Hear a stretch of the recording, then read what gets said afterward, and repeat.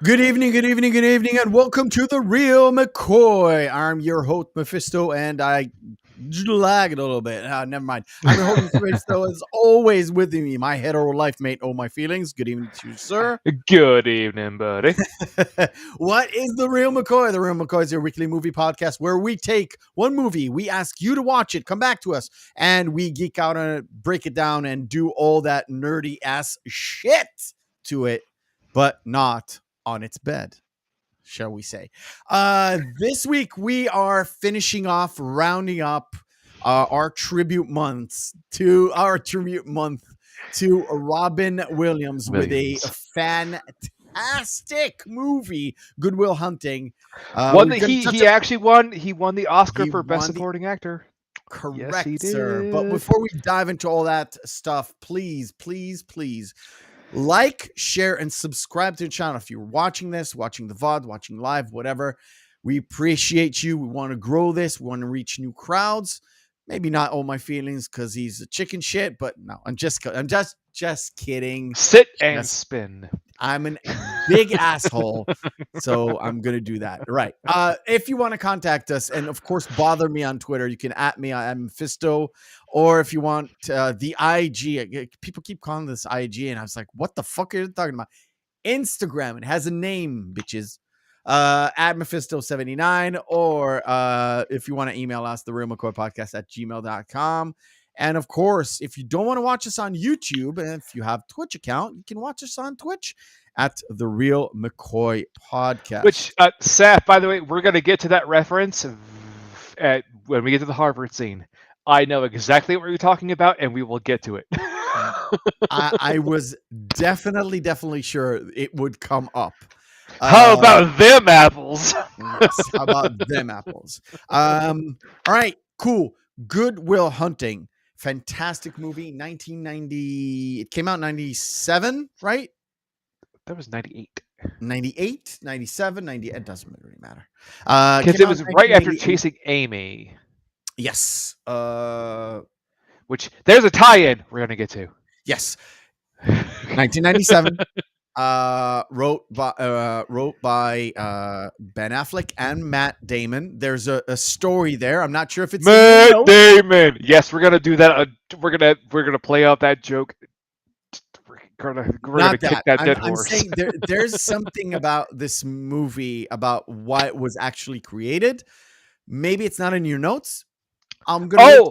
Yeah, I know. Yeah. It's in my notes. Trust me. Good. And of course, Gus Van Sant with the director, and starring Ben Affleck, Matt Damon, and Alexander. Is it Alexander Skarsgård? Alexander Skarsgård. Yes. So many Skarsgård. Yes, Alexander Skarsgård and Minnie Driver. Williams. And Minnie Driver, of course. Yes. And also Casey Affleck was in it. And Casey Affleck was in it. Was it his debut role? It was his second role, but second also there's a fun note about Casey Affleck's role too. Okay, cool. To jump into all the stuff that is behind everything, let's call behind the screens. Production take 2.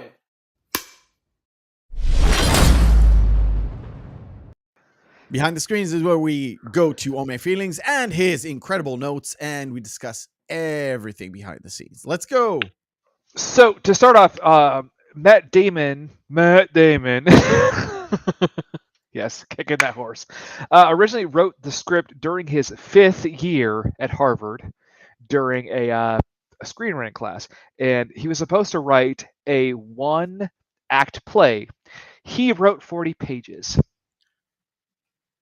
Okay. Now, Damon wrote a lot of the current bits about the girlfriend that he was with at the time. Her name was also Skylar. Uh-huh. And she's also, the actual Skylar is credited in the film at the very end. I didn't notice that. I did watch it 3 times this week, which is unusual for me, but it just hit home. And side note, that Skylar left Matt Damon for what famous drummer? I don't Lars know. Ulrich from Metallica. Okay. True story. Okay. Lines like 'em young, huh? All right. Keep going. Yes. The script originally was actually a thriller. Really? It was about a kid from South Boston who was far too intelligent, and the NSA was after. Right? Okay. And the Keep going. only Keep actual going. the Don't let me only stop actual you. scene that that remains from the original script was the Mhm. first interaction between Sean and Will. So the first meeting, The meeting of the with therapist, the yeah. one with the boat. No, the one after, no, the one of the painting. Yeah, the one with the boat. Yeah. We'll get to it. Yeah, we'll get to it. We'll get to it. Castle Rock Entertainment originally bought the script for $675,000, Okay. but they had an addendum that an additional $100,000 had to be raised by Matt Damon, and Ben If you Affleck don't stop, I'm gonna just mute you. Okay, Matt Damon. Why? if they wanted the sole writing credits. So they had no one Okay. come in to fluff or rewrite the script. Rob Reiner, who was the executive head at Castle Rock at the time, urged them to drop the thriller angle completely Okay. and Good choice, by the way. make it a story about just boys growing up in Southie Yeah. in Boston around MIT. And it was actually Terrence Malick. Yes, Terrence Malick, who had a dinner with Matt Damon and Ben Affleck, who urged them to end the film with them leaving. How he Oh, leaves at the the whole end. leaving scene. Yeah, Okay. to cut the film there because it was supposed to go on for way longer than that. D- Would you agree that was a good place to end it and not continue on with he's gonna be blah blah blah blah blah. Oh yeah, Meet yes. with the I would girl and say, but also there's a little bit of the ending there that I have some qualms with, but we'll get to it when we get to that okay. point in the Okay. review. Good, man. Good. But originally, Castle Rock actually wanted DiCaprio and Brad Pitt to star Okay. in the film. And Castle Rock gave Matt Damon and Ben Affleck 35 days to find funding for the rest of the film Okay. or reimburse them, or they were going to take all exclusive film rights from them. Whoa. So you know what they Okay. did? They asked a friend. Out of desperation, they phoned a friend. Oh yes. They pulled the Who Who? Wants to Be a Millionaire, phone a friend, because they had both just finished wrapping on another good friend of theirs work called Chasing Amy. They Well, he's called called Kevin Smith, but Kevin yeah. Smith. So they went to Harvey. Yes. So And they gave basically to Harvey Weinstein. they went to dude, they went to Harvey. You can't get away from it. It's Miramax. I get it. Yes. Well, what the one thing was is he was one of the only ones because they had been rejected by the people that they had given the script beforehand to, and some of the other ones who had just kind of just given up on the project off its face because Yeah. it kind of fell through. Like, well, we read the full script overall, and we didn't really see where the character growth was going. And Harvey Weinstein was the only one like, yeah. By the way, why is there a random scene when Chucky and Will are blowing each other? A what now? That's a fun bit. They wrote that into rewrites to redistribute it after Castle Rock gave up on the project to see who would actually read the script. Oh, that's hilarious. That's hilarious. And Harvey Weinstein was one of the only ones that actually read it. He goes, yeah, but we have to lose this, but otherwise I can see merit in the project. Dude, I'm telling you, say what you want about Harvey Weinstein. I don't know when he started doing his like nasty shit.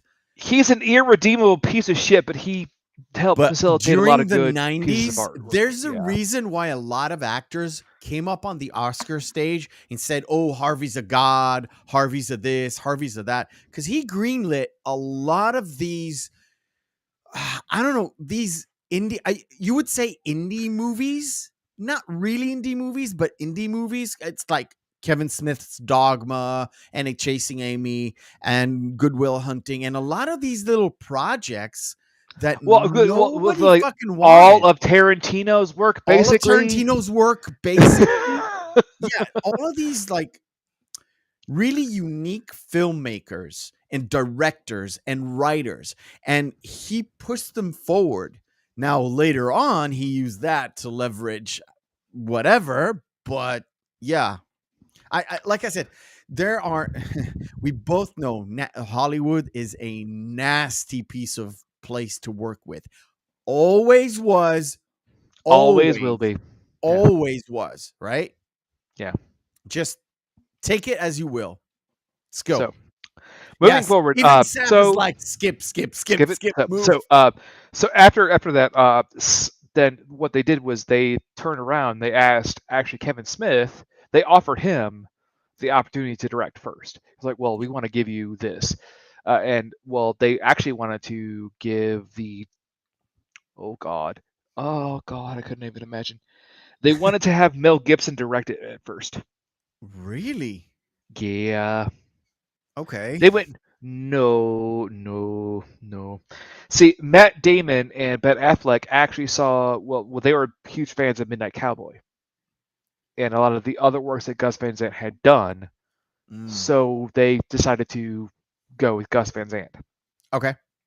And push toward him. I don't think Kevin Smith, especially 90s Kevin Smith, was really good at doing his own thing. He was good at sardonic humor.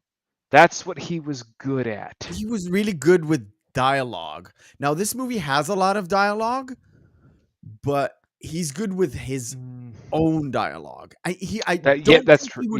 Fit. I don't think he would fit. But okay. Well, that also Kevin Smith is quoted as saying, he said they would need a good director. He says that all the time, even up till now. To make it, but he was given actually a producer and EP credit. Yeah, like I said, there's a story with it. Yeah. Last bit, Ben Affleck was the youngest person ever to win an Academy Award for Best Screenplay. Okay. Followed shortly by Matt Damon. Okay. Is it still number 1 and number 2? I believe so, because I think Ben Affleck was 25 or 26, and Matt Damon was just turned 27. Yeah, they're about 1 year or like a few months, like 9 months apart. Yeah. Yeah, and then also again, box office stuff, $10 million budget, $225 million gross. I've seen that. Like for a film that was basically just on its face was a giant fucking indie film. This was a blockbuster. It wasn't a blockbuster, but it made money hand over fist because it was just so good. Fucking good. Good. All right. God damn, this movie's so good. Like I said, we're gonna go into the weeds here. It's gonna be maybe even a long-ish podcast. We'll see how things go. It might because this is a good fucking movie. There's so many good scenes. It's really hard to do a disservice. So like Pulp Fiction, where you had loads of good scenes, we're gonna have to curb a few of those down. One note. During Chasing Amy, Kevin Smith told this story before, that Ben Affleck used to have the lines and he used to ad lib in certain takes. So they had like 5 takes to do this. And he's like, blah, blah, blah. And he just added extra sentences.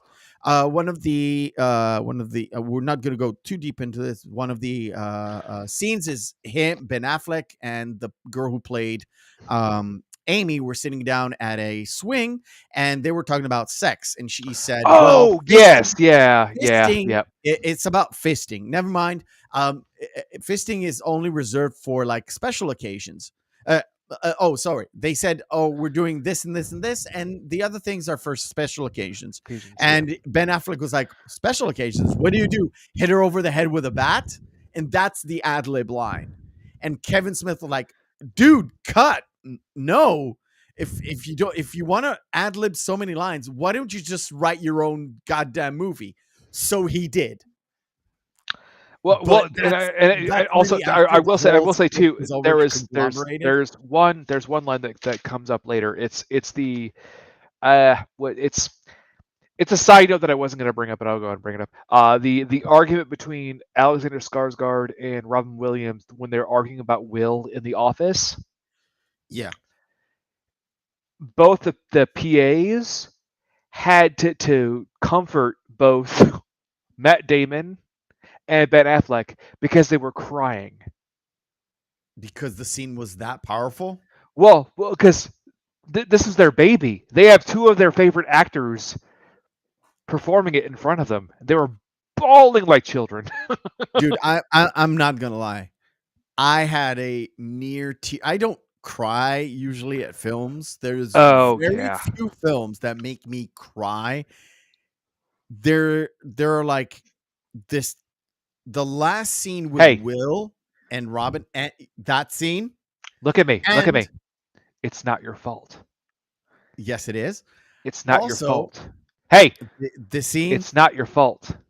The scene where he sits down and he's like, "Oh, you ripped my life apart," and like he literally deconstructs Will. We're gonna like real dive into it. Deconstructs Will on that bench. Oh boy, there's fun notes on that one. Yeah. That's fucking amazing. And also, Alexander Skarsgård, fuck me, dude. He is really. Oh, he's amazing in this film. Yeah, really Gerald Lambeau. Yeah, Professor Lambeau.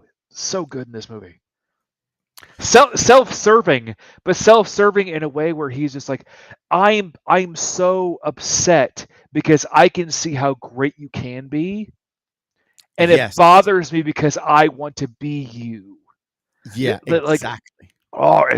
This movie is so fucking good. Let's dive into it. We're gonna jump through the first few scenes where literally like a 30-40 minute setup for like Will coming in. So it's a light introduction to the story up to the point where kind of Robin Williams jumped into this with Sean. They have the whole mentioning of bringing up no one else can solve this permutation out there. I would say, and we're just going to put it out there. And they also have it's juxtaposed between that and Will and his Southie friends. That's what I was going for. So we got the first scene where it lays down the foundation of, we're in MIT. This professor, he's really full of himself. He wants to challenge his class, and he puts out this problem, right? And a mathematical proof. So he puts it out there, and of course, cut to Will and his friends, right? They're sitting at a bar, and I love the fact that they did not lose the Southie affectation. I love the fact that they still you big fuck yeah. Yeah, they kept it grounded. They kept it real as humanly possible. It's a bit weird at times. It seems a bit forced to me after like rewatching critically.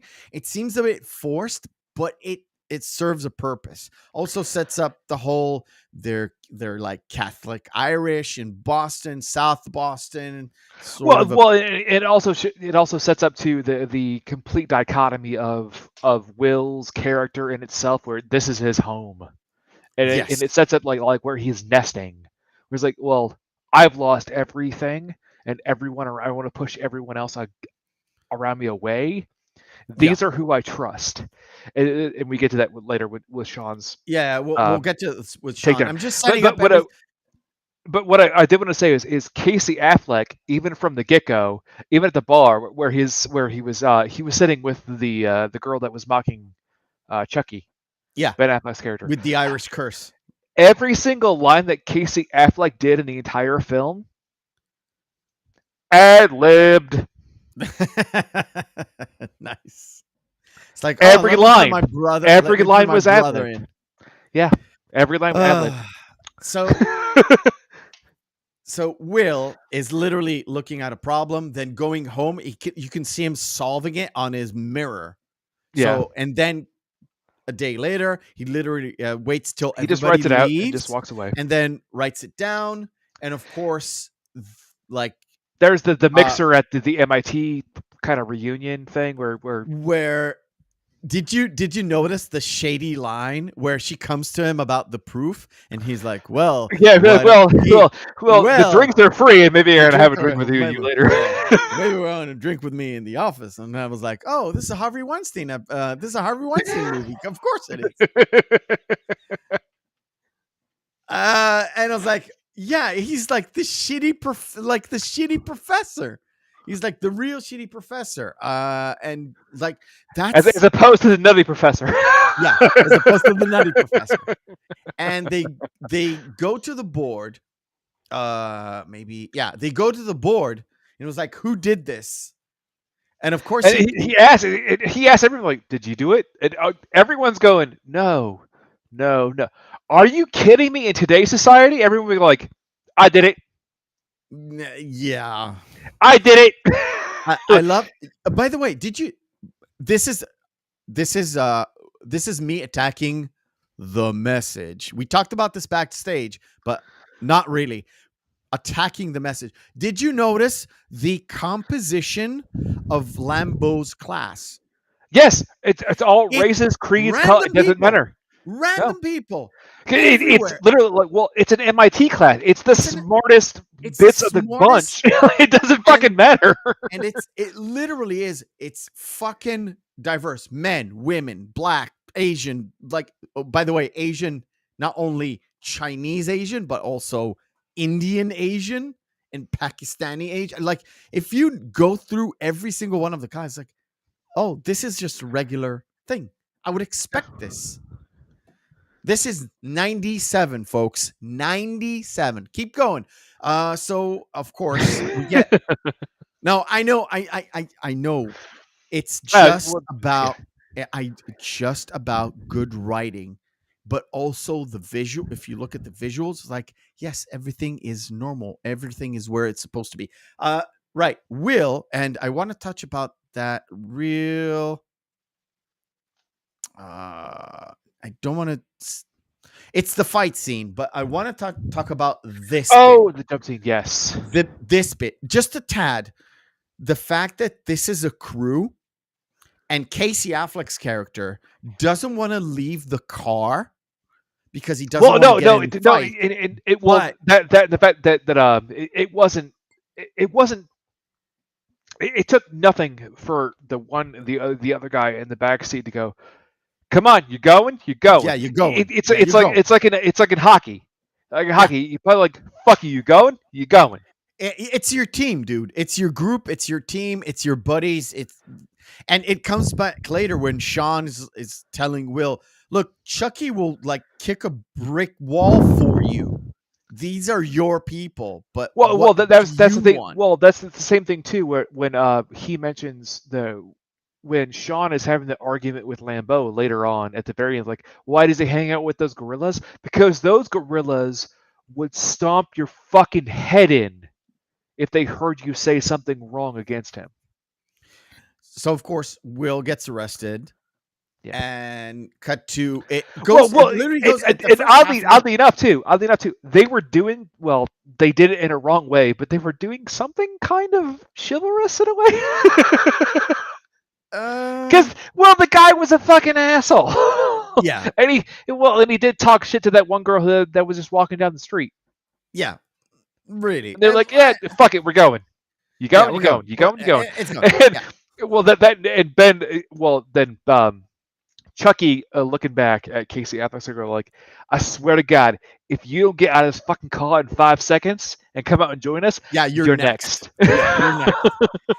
And it, like I said, it literally cuts to the professor and then Will's story, and then the professor 5 minutes, and then Will's story, like progressing each story sort of in parallel motion. You can't really do it parallel, but it's sort of parallel motion. Well, that in interim there was a second scene where he put another proof up where this one.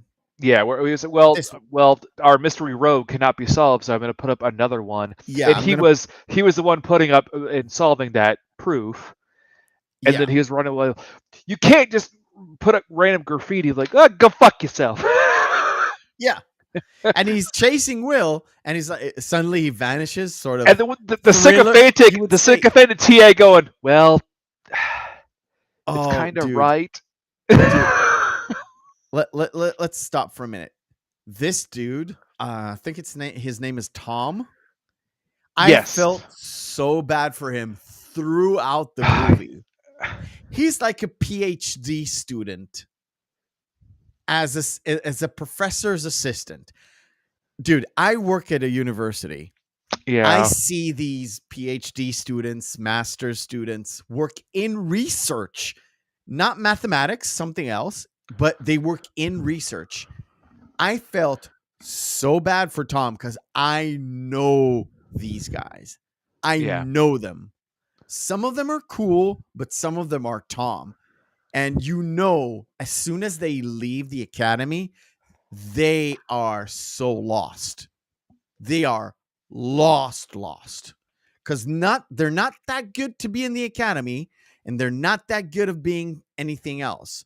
They'll get a good job, but he also has a line later when they eventually end up bringing Will in, where he's actually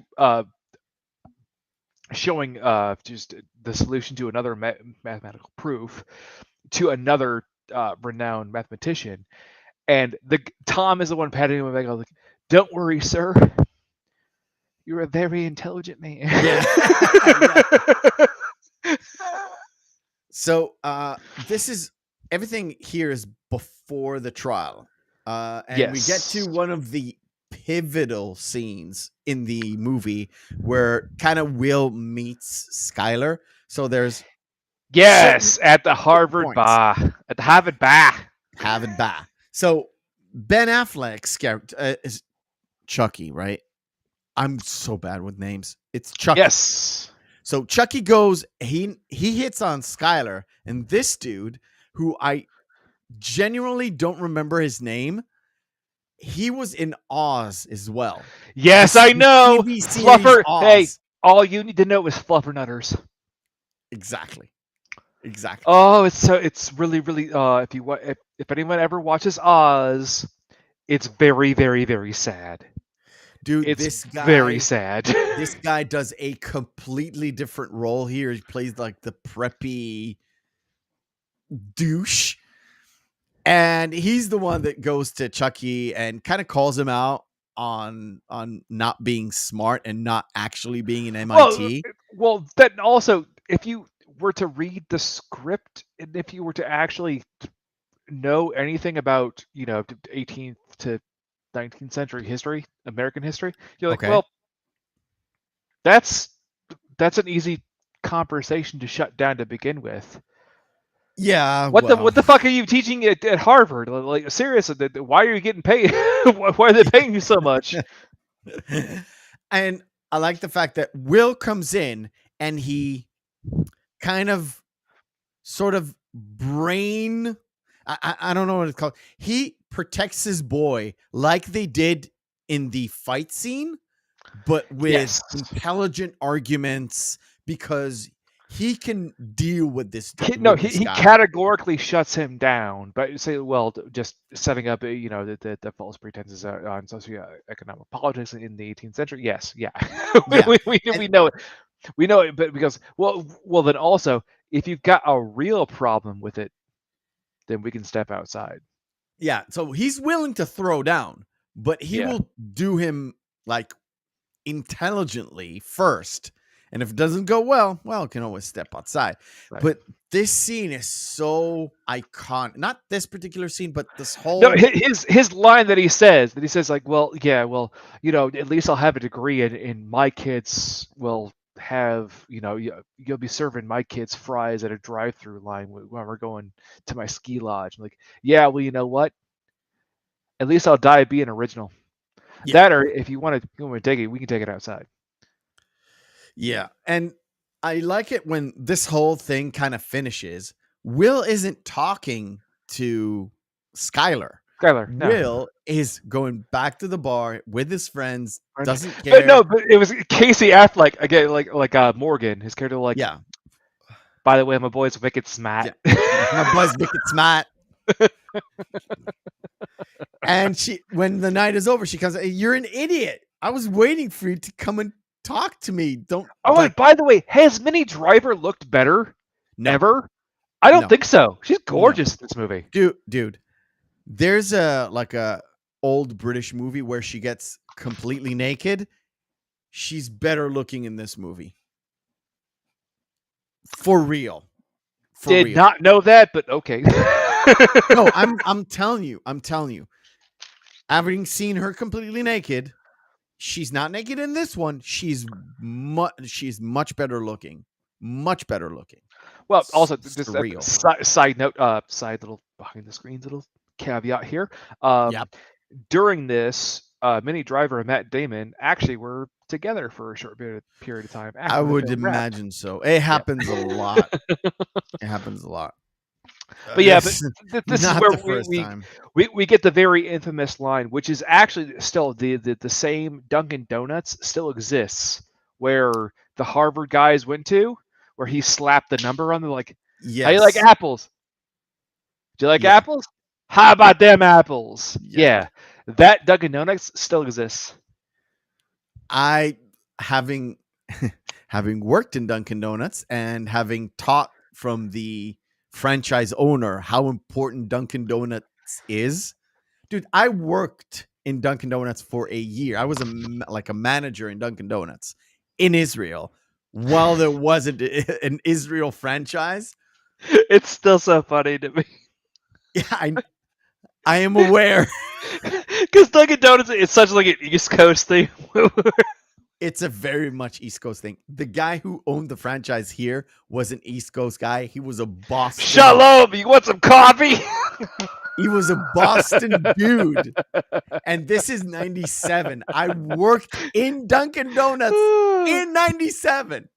I'm not even joking. And it was like, oh, cool. That's like cool. And the guy who owned the franchise. You want a knish too? Oh, we didn't have a knish. Anyway, we get the whole apples thing, and then the setups for the therapists. That's the big thing. Yeah, we'll touch about one thing. We get the this scene where, dude, I'm one of these people. Oh yeah, I'm one of the. I work at a university. I'm not a professor. I work at the university. These dudes, I'm not them. But I'm friends with them. The guys actually, who hold the keys. Hey, by the way, Saf and everyone, you're looking right into Mep's career right here. Yeah, that's why this movie. The fuck you want? Kind of hit me. What building you at? In a whole different. I'm in building 5. Never mind. Anyway, so I know these kind of dudes that work here. It made me laugh so much, this scene. And this is like 40 seconds, a minute and a half. It's just the professor wants to know who's Will, what he's doing. And all these guys are like, oh, fuck it. He got fired. Why? Because he has court. And of course, it jumps to the court where Will tries to represent himself using 18th century law or something. No, 19th century law. No, it's so funny. He's actually using constant legal statutes, which he actually can, to create in itself a political quagmire where you would have to unravel so much red tape where it's just like, just fuck it, drop it. Yeah, but the judge is like, oh, you keep getting arrested on assault. This time it won't help you. You're gonna sit in fucking juvie. Oh no, it was Bye. assault, and if you pay attention, it was the random assaults that he had when he was a child, and he goes, no matter how bad your upbringing was, we cannot let this one go. Yes, You're gonna have to do jail time. And So he just sends him to jail. yeah. And of course, he's in the jail, and he's not calling his attorney. He calls He calls Skylar. He calls. What's Skylar. up, baby girl? Yeah, it's like, how you doing? Yeah, How I you just wanted doing? to talk. Let's set up a date. Blah blah blah. And Well, he asked you like, you wouldn't happen to be pre-law, would you? yeah, I love that line. It's like, yeah. Anyway, and he sits down, talks to the professor. The professor's like, I'm going to take you out of jail, but you're going to have to do this thing for me because I recognize you're smart, blah, blah, blah, and you can do bigger and better things. And like I said, what did he say? What did he say? He's like, oh, well, I'll sit down and I'll do math for you. But I ain't see no fucking therapist. Yeah. I won't see any fucking therapist because... Which sets up the whole string. Of therapists. Small little string of therapists. But because it is time to break up the show, it's time for Missing Marquee.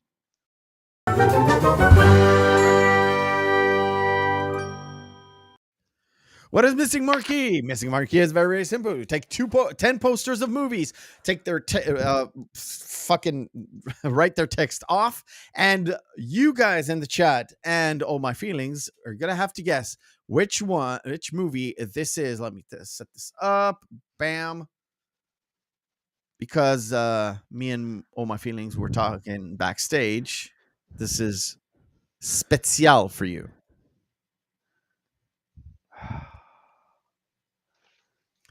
This is me being a massive asshole. You're such a fucking dick. Oh, you are such a fucking dick.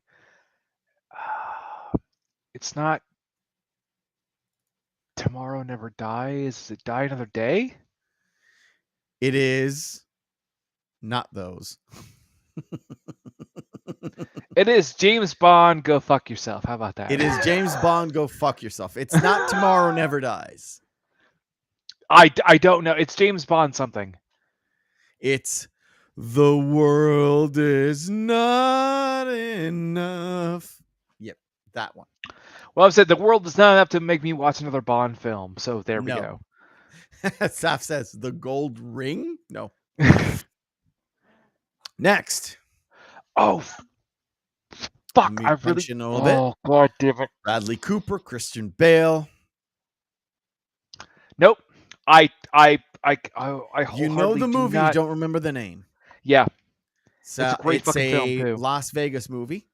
It's a great fucking film, too. Saf says pass. No, you got me on this one. This is American Hustler. Damn it.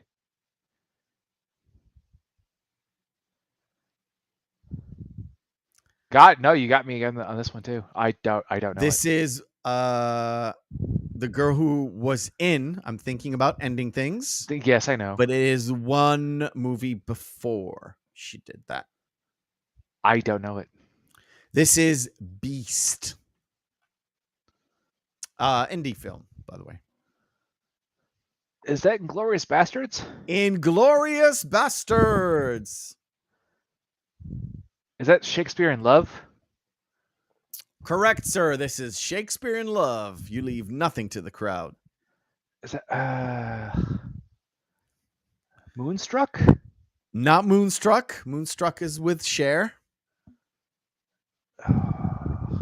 This stars also John Candy and Eugene Levy.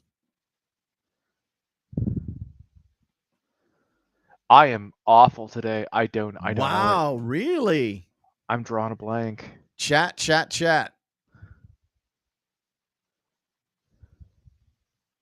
Shark 12. Welcome to the show.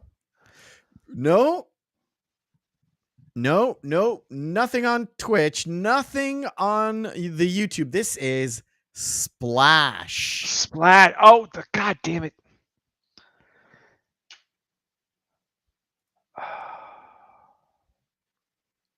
Can you? Let's say punch is not helping. Sorry. We're gonna have a rough time tonight. It's a good thing we don't have a guest. You're going really deep cuts on these Hey, ones. I've added a few posters to. You're going like super deep cuts. Well, all right. This is The Legend of Hell House. Yeah, no one would get that. No one would get that. All right, let me just there we go. Hitchcock movie. That's not North by North. Not North by Northwest. Is that Room with a View? Not Room with a View. No. Same actor, I believe. It is. That's why it's gonna. It's Jimmy Stewart. The Beach. Not The Beach, which is not a Hitchcock movie, I think. Actually, it's a short story by Hitchcock. Oh, it's a short story. Okay. Yeah. That's not Murder on the Orient Express, is it? Not Murder on the Orient Express. Not Birds. No, Saf. No, you got me again. Tick tock. This is The Man Who Knew Too Much. Wow. Well, hey, Pilgrim. By the way, old Jimmy Stewart. The other guy is Lee Marvin. Yes. Lee Marvin, who was also in The Rifleman. And also in Delta Force with Chuck Norris. Yeah. And also in many episodes of what series that ran for most Bonanza? Continuous? Yes. All right. Cool. Bonanza. Nobody knows. I know this one is a long shot. The man who shot Liberty Valance. Very, very famous movie because it's like icons. John Wayne and Jimmy Stewart at the same movie. It was very famous at the time. Very famous at the time. Jon Stewart and Denzel Washington? It's John Travolta.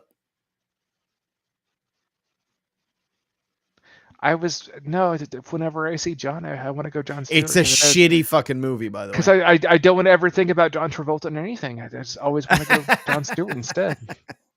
Don't take this away from me. This is Denzel Washington. Is it taking a Pelham 1, 2, 3? Yes, it is. Yeah, it's a bad fucking movie. One. It's a bad fucking movie. Horrible. It was so Oh horrible. my god! I think John Travolta had his original hairline in this, right? Yes, I feel so bad because I have to start boning back up on my old classic cinema. I'm happy because fucking awful. Because apart from Pelham, Taking of Pelham 1, 2, 3, and Liberty, we had 3 new movies because we had The Man Who Knew Too Much before, but it was a long time ago. Oh, but no, that was a better poster though. Was it the same poster? I told you some of the posters. That was a different poster. Yeah, it was a different poster. Because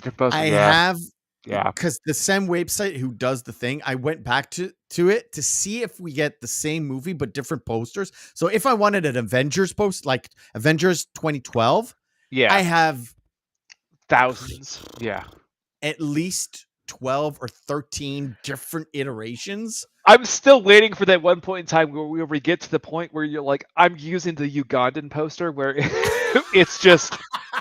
I with you, I can't even use the Japanese version of it because I can just read all the content. I'm like, because you can read it.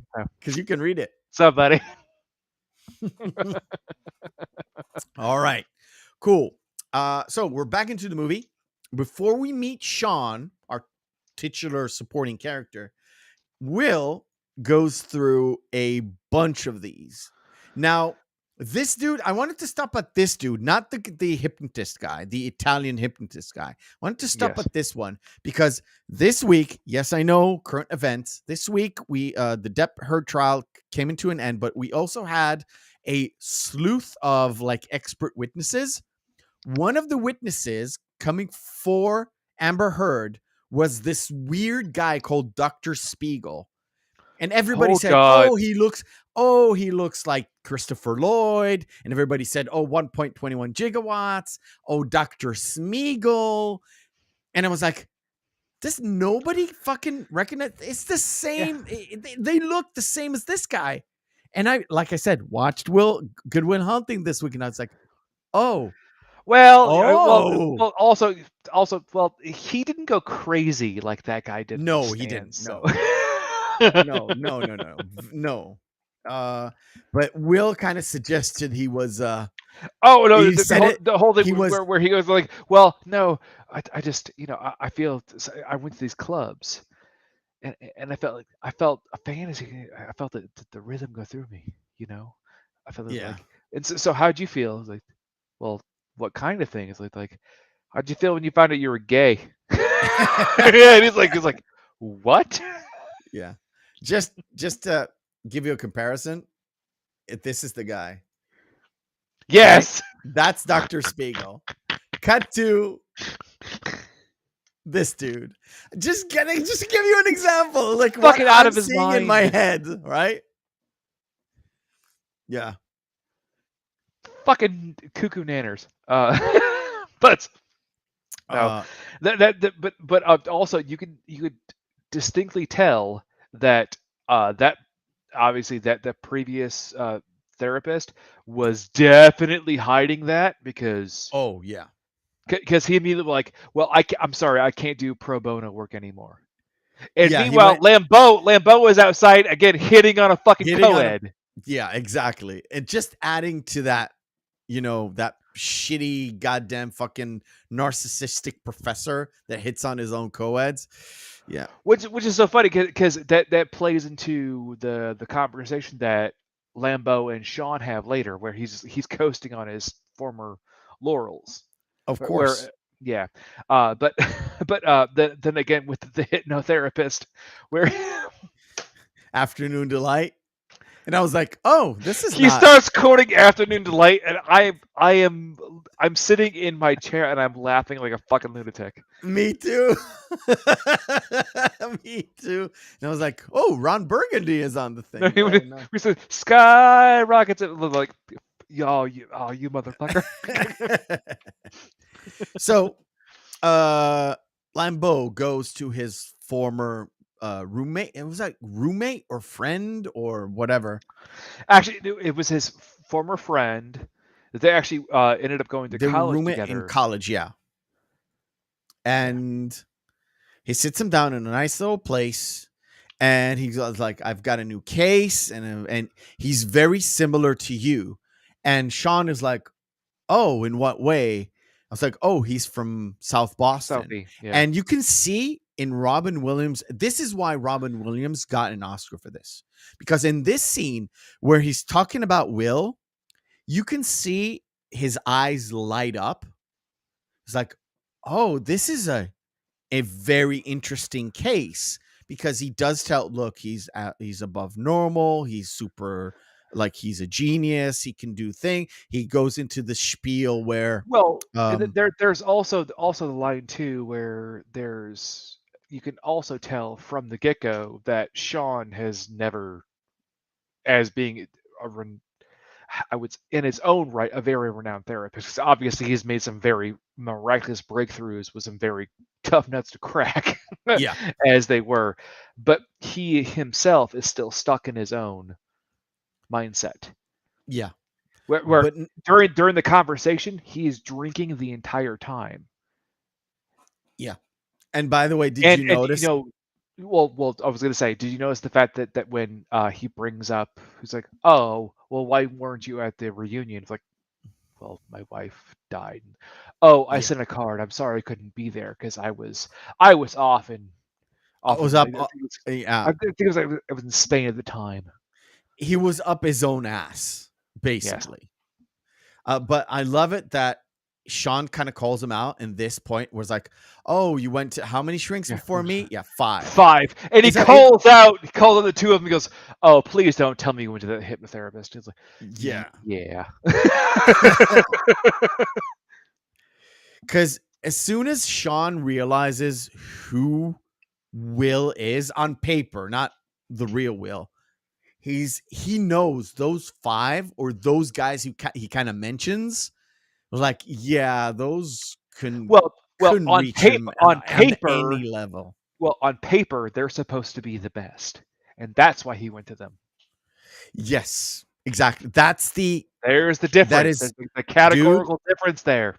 If you know anything about people from the academy, any academy, doesn't matter, as long as it's in the Western world, that's their MO. That's this guy published 10 books and 15 papers. Oh, he must be like the guy. I have to get the guy, right? Dude, I'm in the psychology building. I not only know the academics, I know specific academics. Yes. That's how they work. That's how they operate. So we move on to, let's say it's not a big surprise. So we move on to the first interaction between Sean and Will, which is a phenomenal fucking scene. Yeah. So good. It's so good. And side note, well, they have that conversation about the painting and how he dresses him down, essentially, and breaks him down as a person. But what's so fucking funny is the fact that the painting on the wall, who made that painting? I'm guessing Robin Williams himself. No. Who did? It was Gus Van Sant. Nice. You know what? Not a big shocker. I know a lot of directors are dabbling in painting as well. Yeah, but it was Gus Van Sant painting.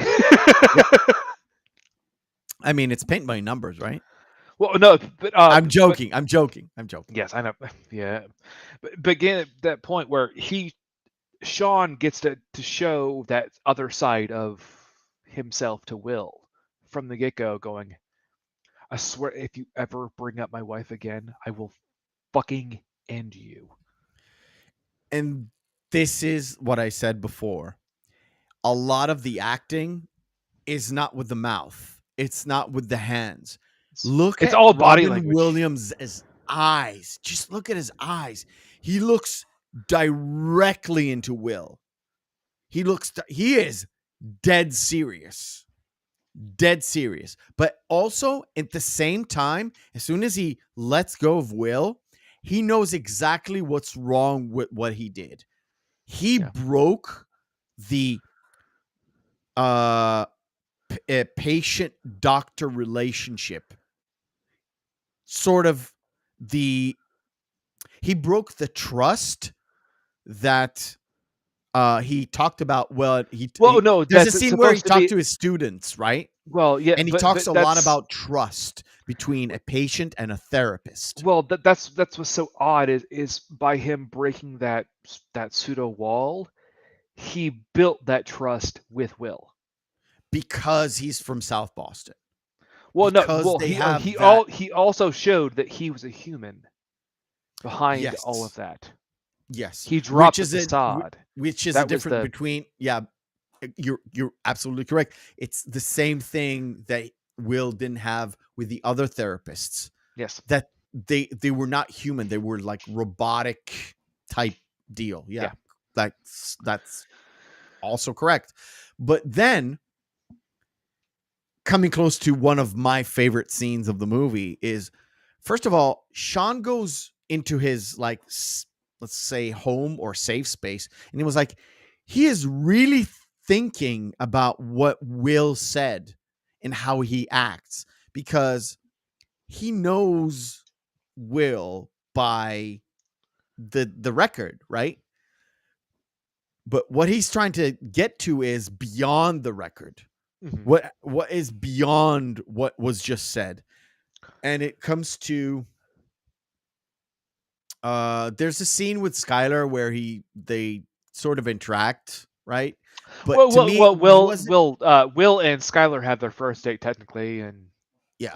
it's a lot of fluff, but it sets up their whole romance, Yeah, it sets up which just the relationship and how basically she's like a rich chick, but she's as goofy as Will.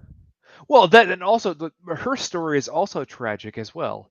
She came from money because she lost everyone too. Yeah, In a way, she's as much of an orphan as Will as is, Will is. So they're but literally she on the just same inherited plane. money without Yeah, and like she said, it's not about the. She says it a little bit later. It's not I about the don't care money. about the money. I I don't don't care care about the about the money, money. and that kind of sets her up at a same level as Will, where Will is hurt because he didn't have his family. She's hurt because she didn't have her Her family. family. So Yeah. they can relate on a sort of Well, an equal footing, well, as we in say. fact, we're gonna say this later, but I was gonna say it now. She does mention the fact that like, is it about the money? Because my father died, and that's how I inherited all that money. And if you don't think that I would give it all up to have another day with him, you don't Yeah, know me. Yeah. yeah. It comes a bit. It wasn't on the first date, but Yeah, it comes up later. it's later. This Yeah, movie's very good, by the way. yeah. But after again, Skylar and Will's first date is the infamous bench scene, which we talked about before. Yes, Um, yes. God, It it which literally breaks. It's one of my favorite speeches in any movie. yes, I think It's it's one of my the best favorite. monologues of all time. Yeah, It's yeah. It's one of my. It's my favorite Robin Williams monologue in any movie. I'm not sure he had a monologue. I've seen a lot of his movies. He had a monologue in The World According to Garp. N- yes, you can't even put a candle to that with this one. no. It literally him breaking down Will for us by him literally putting a mirror to Will's face and saying, "Look, you are incredibly intelligent." I don't think he said smart, but you're incredibly intelligent, but your world or worldview is so skewed because you are book smart. You're also street smart, but you haven't experienced the things you've read about. So you can quote them, but you don't know how they feel, Well, which because is very different. he played the same joke back on him, where he first had the that bit about the pilot in a plane. It's like, well, you've never been in a plane, have you? No, Yeah. it's a joke. You don't get It well. comes up. I think that's later. A little Because bit later, but literally he comes into the office the second time the next day or the next meeting. And it's like, okay, grab your things. We're going. And then they're sitting down at that bench. There's no in between. yeah. The jokes come later, I think, right? If I'm remember it correctly. No, I Oh think no, that maybe it's the first. that's No, it's on the first meeting. Sorry, it's in yeah. the first meeting. Never That's what I mind. thought. Yeah. Uh, I was like, yep. I'm pretty sure that's how that works. okay, it's on the first meeting. So he gauges the fact that he hasn't left South Boston Yeah. and the MIT Harvard area, right? But in this, he really breaks it down. Like you don't know. It's like He starts breaking that down. if you want to talk about love, you kind of quote me a sonnet by Shakespeare. If you want to talk about like war, you're gonna quote me once again to the breach, my friends, all that stuff. And he comes in with talking about his wife again and how you don't know love because you haven't felt the closeness that you can have with a woman for a lot of time. Well, and he says like you've never been able to open yourself up so much that you could just wake up and feel completely vulnerable with the person you wake up with. Yeah. Well, right there. I look at you. I don't see an intelligent, competent man. I see a scared boy. Yeah. And that kind of sums up Will, because strip away the friends, strip away the intelligence. He's a lost, scared boy.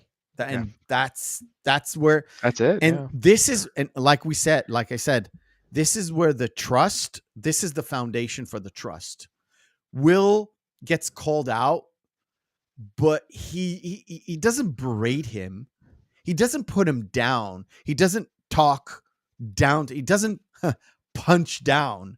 It's just leveling up the playing field. So they're both going to be at let's say a game where they can talk. No, because you're absolutely right. Because before he mentions it prior to the beginning of the whole bench scene really is set up on the fact like you destroyed me. Yeah. Yeah. You were able to look at a painting and absolutely destroy my entire world. Yeah, rip my life apart and just completely eviscerate me.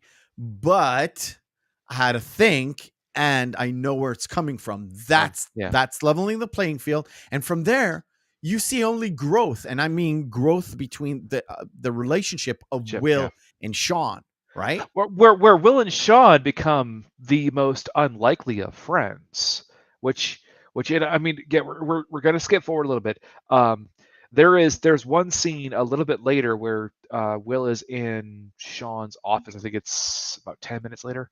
There's a scene with Skylar where he calls her, and she answers, and he doesn't really want to. He doesn't hang up. Know what he wants. Because he hasn't really just gotten to that point where he's exceeding exactly. And then the scene. Where Will is with Professor Lambeau, and you mentioned that scene with the other academic where Tom, the assistant, is like, you're a good man. Man. The other one is like, you're a smart man. Yeah, well, and everyone is rationalizing how intelligent Will is. Where it's like, oh no, we have a true prodigy. We have a genius here. Exactly. And then we have another significant scene another Sean scene where which by the way, this is one thing I wanted to bring up. When they're laughing about when Sean makes the jokes about his wife farting. Yes, I know how dumb it is. The fart story, when the camera shakes. I didn't notice that. Yeah, watch it again. The camera shakes. That's the cameraman laughing. Yeah, I wanted to touch upon that because there are a few moments with Robin Williams where deadpan jokes that I am 100% sure it was ad-libbed, but they kept it in. Give you one example that I remember because we just talked about this with my wife like 2 hours ago. Yeah. The fact that when they have that little thing where Sean asks Will what he wants, and Will doesn't know. And he says, "I want to be a shepherd." And then Sean is that's later. We're going to get to that. That's later.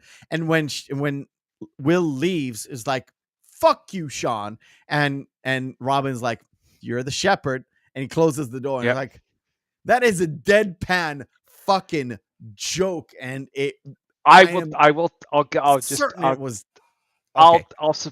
ruin a surprise for you at the very end. The last line that Robin Williams says in the film was completely ad-libbed. I'll just give it to you. Yes. I was sure about that too.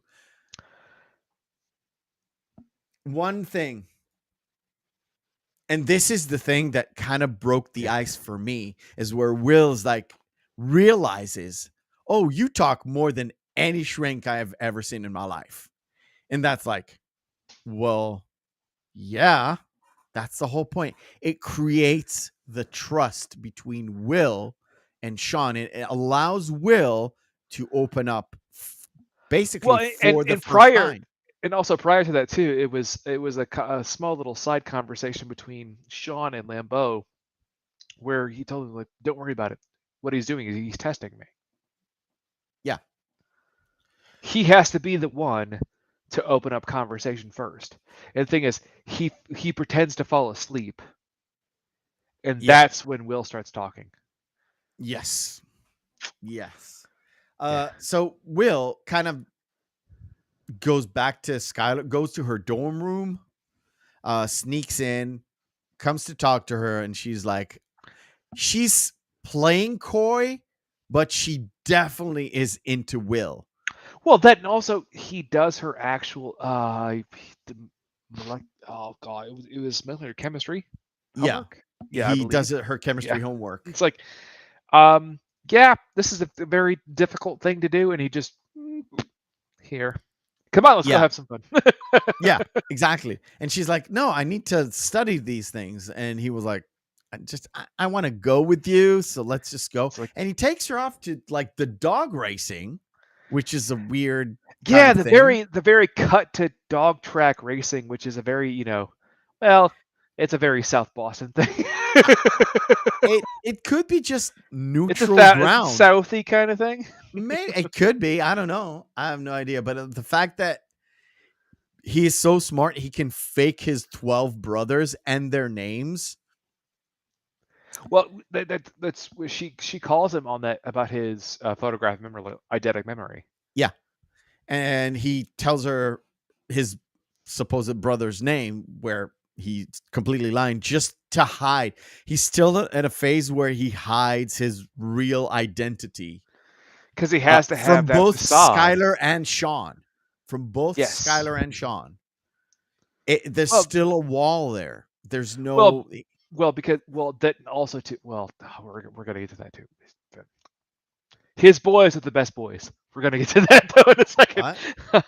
His boys are the best boys. Chucky and the boys. Yeah, they're looking out for they're their definitely looking out for his friend. So, cut to another scene with Sean where you see another development. Oh yeah, when Sean mentions the World Series game that he skipped. Yes. Yeah.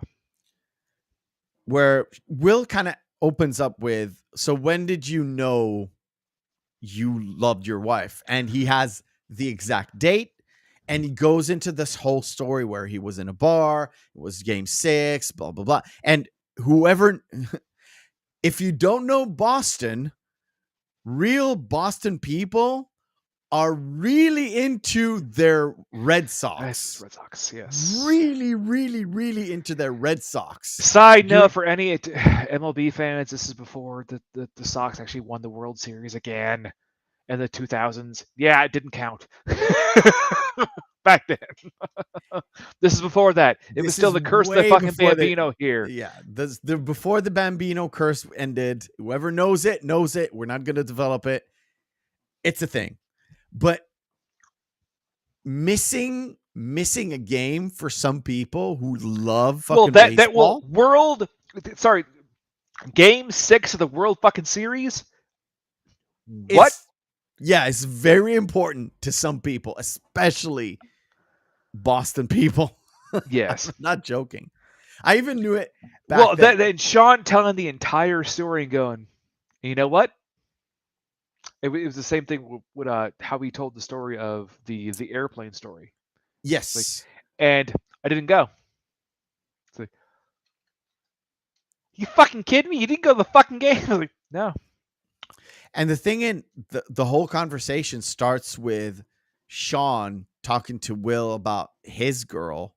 And he said to him, "Well, if you don't get to know her, you can spend your whole life not knowing anything."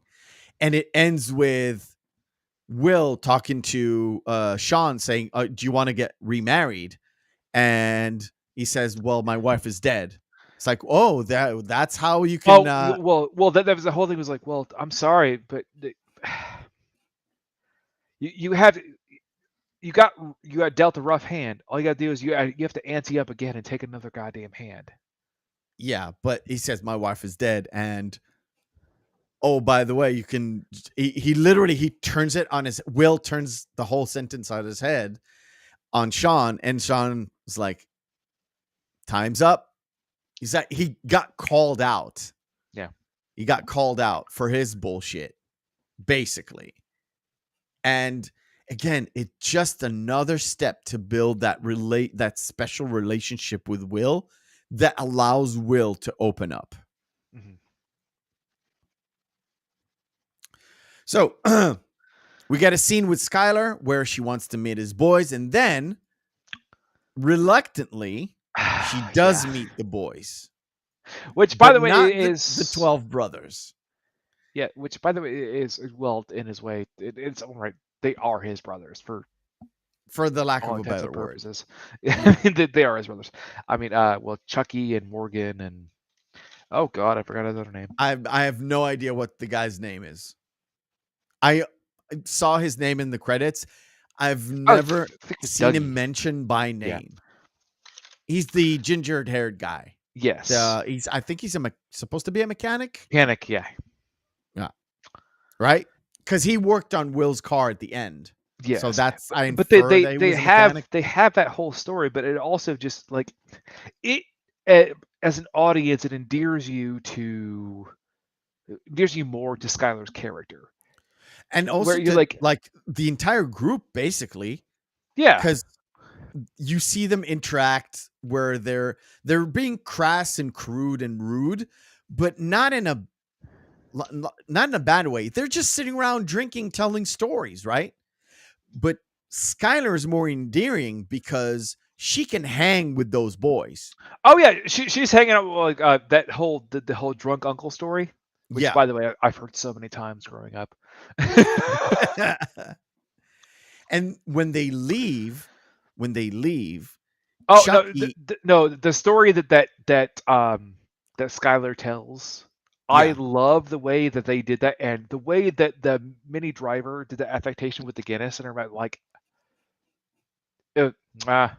yeah, it was. It was like you can it was do so it without perfect. that, but doing that just hits it home how it's bringing it's Give us if a you kiss. if you thought she's up here, she went down here with the boys, and she's like, it's just makes it it makes them a group rather than individuals. Yes. Well, that also how where we're talking about how good his friends are to him when they're going back and they're having that conversation about getting back to someone's place, and Will keeps saying, "Oh no, oh no, you're not going to not going to my place tonight," and she says, "What about your brothers?" And Chucky gives him that look. Yes. Like, what's he talking about, bro? Yeah, but he doesn't say it out loud. He doesn't say anything. He knows that he said some shit. But now is not the time to question. You just gotta roll with it. Because this is your friend. And now, before we get to our second segment of the night, this scene between Lambeau and Sean, because yes, oh my god, I love this. The fact that this was the scene literally that I told you about. Yes. When Matt Damon and Ben Affleck started crying off scene, having these two phenomenal actors reenact their script in front of them made them weep. Yeah. And the whole point in this is where Lambeau comes into basically Sean's territory and tries to tell him how important it is for him, for Professor Lambeau, to make sure Will does something with his life. Otherwise, he would take it as a slight to humanity, not to himself, to humanity, that Will didn't. That's how big his fucking ego is. I know. It just, and Sean sees directly through it. Yep. He sees directly through it. And it starts with Lambeau getting the bartender coming in, and it's like, who's this guy? And then the guy says that and this and that, and he doesn't know the basic, like the real geniuses in life. Well, and Sean well, cuts through that with bringing up Ted Kaczynski. no, he goes, well, no, he says, well, there was also a very, very famous mathematician who actually was very popular when it came to was it from Michigan State who got through quantum string theory. Then he moved to a cabin in Minnesota and he blew the competition away. Blew the competition away. and he says, like, who is that? He goes, Ted Kaczynski. Hey, Ted Kaczynski. Who's that? You're like, hey, who's Ted Kaczynski? Oh, the Unabomber? Yeah, exactly. That's just kind of puts a big fucking fuck you to Professor Lambeau here. Everything in perspective. Everything is in perspective. Don't push him. Yeah, Sean is very weary about the sort of mental state of Will, and Professor Lambeau doesn't give a shit. I would say give a shit. The last thing I want to add right before we cut to Screen Fighter real quick is when he goes, oh, well, I was actually doing this as a courtesy because Will's actually meeting with one of my friends at McNeil. Yeah. And he sends Chucky to meet up with them. That comes later. I love that part. The retainer. Like, so what you did is like, so all I'm asking is, if I get out of here, I'm gonna need at least $200 from you. Yeah, and the one guy goes like, I have $75. And I was like, can I write you a check?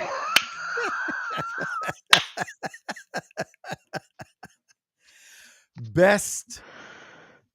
Even though the bar scene was good and was funny, that scene was really when it comes to the funny scenes, that was the best Ben Affleck hilarious scene. The best scene was them talking after the demolition. Oh yeah, it was like, well, yeah, Chucky's. Well, we're gonna get to that because we'll get to that. We'll get to that. We'll get to that. All right, cool. Next segment of the night is your favorite, my favorite, everybody's favorite. Oh, well, maybe not everybody's favorite. Screen Fighter. Round 1, fight. Screen Fighter is where we take two movies, spit them together, and see which one is the best one. If there's no discernible difference between the two of them are bad, or two of them are good, we fall on our criteria, which is Friday evening, Saturday evening, out with the boys, out with the girls, out with your significant other. We've got two movies. Just two in a vacuum. Which one will we pop in? And also, we already know that Saf is always wrong, so let's move on. Yeah, our titular character in this one. Bam. Public Enemies or The Recruit. Ooh. I really, really wanted to pit Public Enemies with not Donnie Darko, the one where it's Al Pacino and Johnny Depp, Donnie Brasco. I wanted to pit them too, couldn't get it to work. Public Enemies was actually really good. It's a really good story. You're on Public Enemies. Staff is Public Enemies. Really good. I'm gonna go Public Enemies. I am a sucker for gangster movies, and that's actually, I think that's the South Korean version. That is the Korean version. That's not the Japanese version. I recognize some of the characters.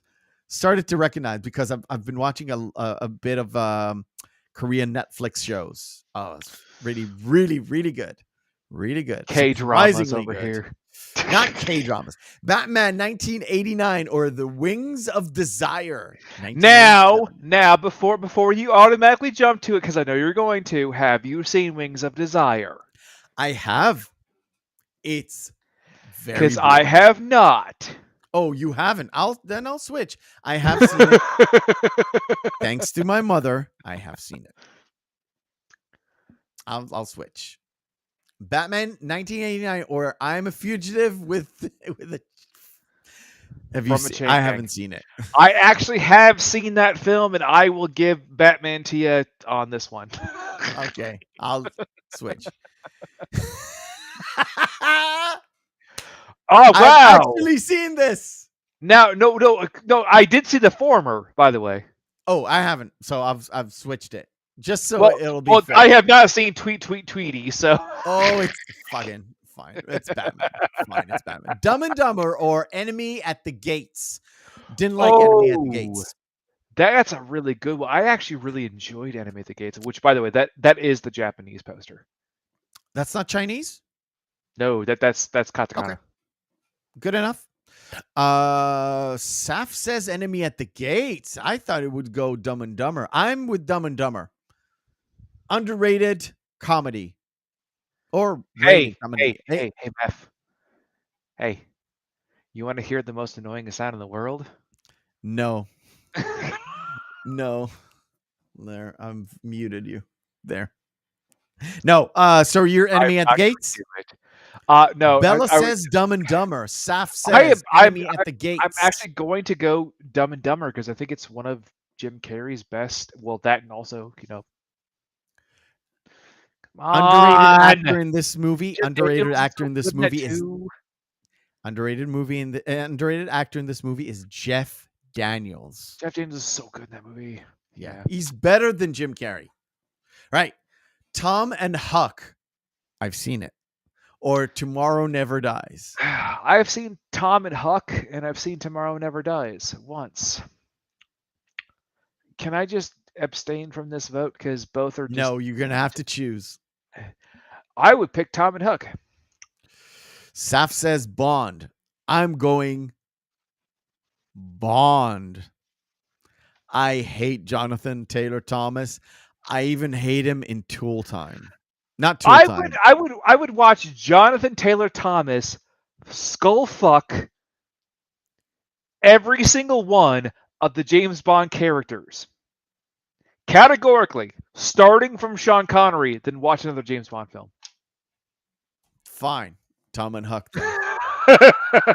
X-Men Origins Wolverine or Ghostbusters 2. Now, that's way too fucking easy. Hair. It's going to be Ghostbusters. It's a slam dunk. It's a slam fucking dunk. By the way, the crowd went with Bond at the end. I know, I figured. The Transporter or LA Confidential. Now, given the context, now see, this is actually a very interesting argument because I think LA Confidential is a very good film, but I would rather watch The Transporter given the context. Okay. Because like again, on a Friday, Saturday night, watching just a random film, like I just turn it on, just turn my brain off. I'm like, it's not a bad film. That's the whole thing. The Transporter is not a bad film. It's enjoyable enough where you can go, okay, it's okay, it's all right. LA Confidential, on the other hand, is it's a fun one. I fucking love LA Confidential. To be honest, I love Jason Statham, but only in Guy Ritchie movies. He is Turkish in every movie he plays. Yeah. Every standalones, Crank, Transporter, whatever. He's fucking Turkish. The Invincibles, the Incredibles, the Irredeemables, the Deplorables, all those movies. He is the same guy. He is Turkish, so it's going to be LA Confidential. Which I'm fine with. LA Confidential is a great fucking film. Jackie Brown or Syriana. Oh, you know my hatred for Jackie Brown. I know your hatred for Jackie Brown. I also fell asleep in the theater while watching Jackie Brown. I'm sorry. It's Quentin Tarantino's worst film. It's still a good Jackie Brown. The thing is, it's still a good movie, but it's just the worst. How about Syriana? By the way, did George Clooney win? He won director, but not actor? Or was that Ben Affleck who won director, not actor? Ooh, the chat is full on Jackie Brown. I think he won Best Supporting Actor in Syriana. Okay. So you're going Syriana? No, I'm still gonna go Jackie Brown because I'd rather watch Jackie Brown. Okay. Cool. Because I prefer to watch Jackie Brown. I have a healthy dislike for Syriana. Cadillac Man. Look at there he is. Look at him. Madagascar. Oh, there he is. There he is. Dude. Oh. Cadillac Man is so good. So Robin. good. It's Robin. a bit cheesy, but it's so good.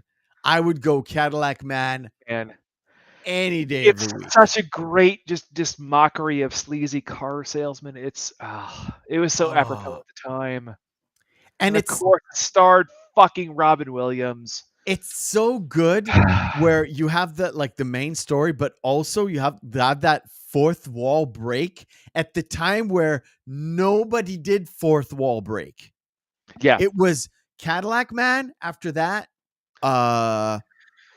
Wayne's World 2 years later or 1 year later that had that fourth wall break where you have the guy who was the main guy also does the fourth wall break and understand. It's just unbelievably awesome. It was late 92. Yeah, 92. Yeah. Wayne's World is 92 officially. Also, all right, Cadillac Man. Let's go. The Hangover or the full Monty. We've got a slew of 97s here. Good. It's good the full debate Monty here. is a good comedy. Anybody who hasn't watched it, it's fucking hilarious. It's so good. It's a good British comedy that came out of fucking nowhere. I went to see this with my best friend at the time, and we did not expect anything from this. I was the one who dragged him in to see this. He was not having it and was like, we need to see this. Went in, had a blast. Hangover, though. I'm going to go Hangover. We did review one film. The other one we haven't yet. I'm going to go. The chat says Hangover. And how many notes did I have about the Hangover? I'm just saying. Right. Bowling for Columbine. That's not a fair one. No, I'm going to put haven't seen. It's not a movie. Now that's a good one. That's a good debate right there. Last pairing, because we've got plenty of stuff to discuss. Superman, Donner original. We're going to cover this. With also our Superman, Mr. Big Michael. Well, Superman. He's supersized. Hey, but if we go by superheroes, we've got that's a joke for you, Bella. versus Superman versus Iron Man, the Hulk, and Mysterio. we don't talk about DC versus anything else because Superman's just basically fucking cheat codes. This is literally it could be literally Marvel versus DC. But I will say it was Christopher Reeves. It was the start of him, and he was a really great Superman. But also Zodiac is really fucking good. Mark Ruffalo is spectacular in that film, and it was also the start of the career renaissance of Robert Downey Jr. This is right before the first Iron Man came out. Yep. So I'm gonna have to go Zodiac. I'm sorry. Okay. Chat says, Saf says Superman. Bella says Lamau. I really want to go Superman. I'm going to go Superman. How about you? I'm going to go Superman. Chat, come on. That was also for you, Bella. Got some Goodwill Hunting to do. Crank that Soldier Boy. Is Soldier Boy still a thing? I don't know.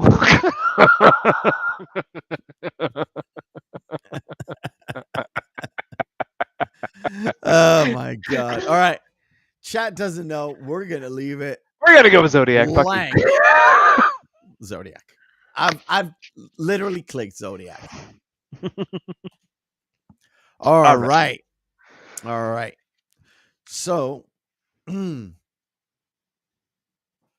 to this. Very crucial. DK says Zodiac, so we're gonna go Zodiac, right? All right. Well, what's This important too, right before there is the scene in the park when Will explains No, we his. talked about this. Is the scene before that? Retainer, literally. Oh, okay, cool. Well, no, because I thought that they had the scene in the park before she asked him to go to California. Yes, where he does her. He wants to do her like Oh, chemistry. well, obviously he wants to do her. Duh. But the most important thing in this is she asks him, "How do you know these things? How do you do these things?"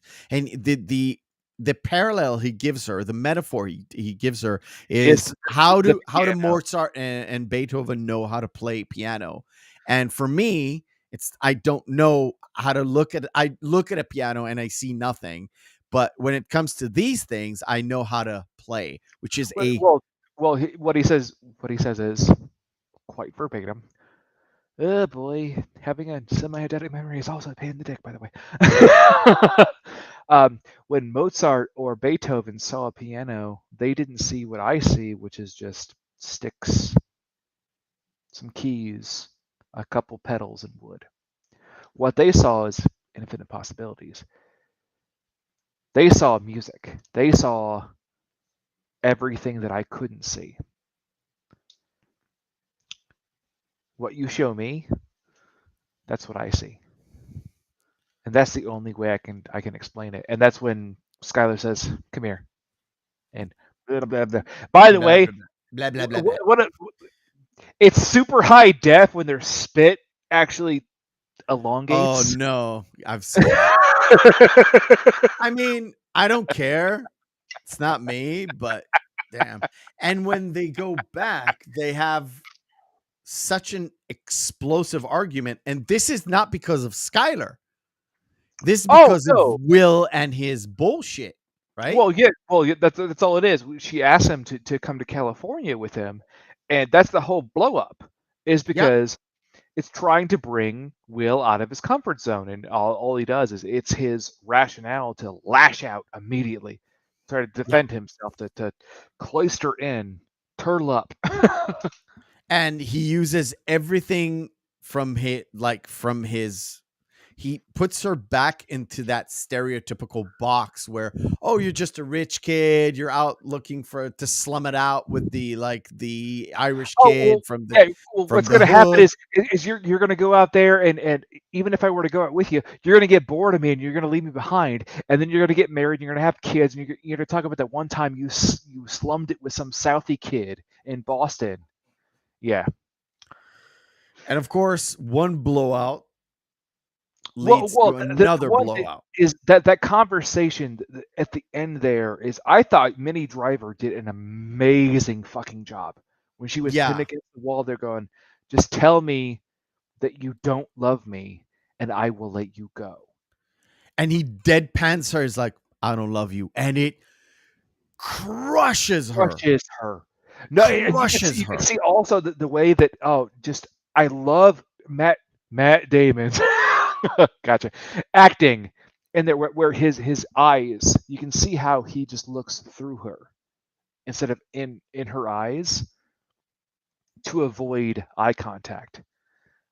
I don't love you. It's heart-wrenching break, and you can see it with her acting where she is turtling up and bawling, crying. And you can feel for her because as a spectator, as a watcher of this story, you know things that the characters don't know. It's like, why are you doing this? Yeah. Why? Well, that, and also, like, could you imagine had Sean been in the room at the time? Let's wrap this up, boys. like I said, one blowout supersedes another blowout where Will comes up and they have the whole back and forth is, please don't send your associate to those. I'm trying to help you. These are my friends, blah, blah, blah. And all Will thinks about is like, this paper I just gave you, this is nothing This is to me. easy to me. This This is is nothing. easy. And he's like, I know you can't get it and you can't reach it, but this is easy. Don't patronize me. Sorry. Which is great too about this film too. Like these paragons of not virtue, but these paragons that are built up around this entire mythos of the film are being broken down by Will. Lambeau and himself right there is shown at his weakest when Will walks away, lights a cigarette, and then sets the papers on fire of the proofs that he's already like. This is nothing to me. Yeah. And this, you see, I've come to this point, not because what he says, where he says, there's a handful of people who can literally tell the difference between you and me, and I'm one of those people. You see him slumping. He's like, well, no, it's also like I can't sleep anymore at night because I feel awful because I know that there's someone out there like you. And exactly. I feel awful. Well, when Will shuts the door, he says something that it seems like a bit of regret, but also patronizing in a way, because you had everything and you're throwing it all away. Yeah. He still has that ego. Even though he's slumped and he's broken, basically, he still maintains that ego. Where I'm going to ask you something about this. Yes. This scene. Now, I'm just asking. So you have to bring up write a script. The jerk off glove. And like, oh yeah, I have to ask you a question. No, it's not that question. I'm a degenerate. I'm an asshole. I'm not. I am. No, but I'm not that asshole. If you're gonna ask me, meth, I would not jerk off in your mom's house. I'm just saying. Okay. I'm a degenerate, That's but weird, I am not okay. Casey Affleck, because that's what Casey Affleck did. Again, not my question. My question is this: was this scene written down in the script to have a momentarily sort of a comic relief moment, because we had a powerful scene with Skylar, then another powerful scene with Skylar, then a powerful scene with the professor, then we have sort of a comic relief. Sort of. You can lose this scene entirely, because the only important thing is where Chucky asked Will what happened with the girl, and Will says, "Well, actually, no, it's important. Yes, it was supposed to be included. Yes. Okay, fine. You know what? You know why it makes sense, because one of his friends mentions a car in the scene. Okay, I guess it ties together at the end. It does tie it together at the end. Which, by the way, these are good boys. I'm just saying. They're assholes. Good boys. And of course, Will goes to the NSA, and what I love about the scene, the NSA rant is just it's such a chef's kiss. And for the longest time, I thought he was talking about George Bush II, the boy king. He's talking about Clinton. Yeah. He's talking about Clinton. And I was like, yeah, this movie came out in 1997. He can't talk about fucking George Bush. He's talking about Bill Clinton. At the end. Which is weird, because it goes into like, why does the NSA need you? Why do you need to work at the NSA? Right. And he goes into that whole rant, and it starts off at the NSA's office, but it kind of leads The into code breaking leading all the way back to all the way into Sean's office, and which by the way, I love that single monologue zooming into Damon's face and then panning out. zooming out in a It's different location. well It's that and also such a great cinematic directorial kind of decision. yeah, because because it's fucking Gus Van Sant, duh. yeah, I mean, because on the whole, he can say the same thing to the NSA guy or to Sean, and it doesn't really matter. It doesn't change the script, but it does change the cinematography of the moment that it happens. right, yes. But I was this is where we get to those whole. We're going to talk about it later bits. Now we're going to talk about them. Okay, talk. I was going to start off with the entire confrontation between Sean and Will, where he asks. It's basically the third blowout. So we have the where the girl, Sean the professor, and the therapist. where Sean tells him, don't cop out saying I didn't ask for this. Yeah. And he says, oh, well, I'm going to be a shepherd. Well, it's going to be a shepherd. Get out. Yeah. Well, that and Will's like, playtime's over. Why are you kicking me out? Robin Williams' line of "playtime's over." Okay. Was that ad-libbed? Yeah. Oh. But it's so in the moment. It's not like a joke. He was supposed to get up and open the door, and that was it.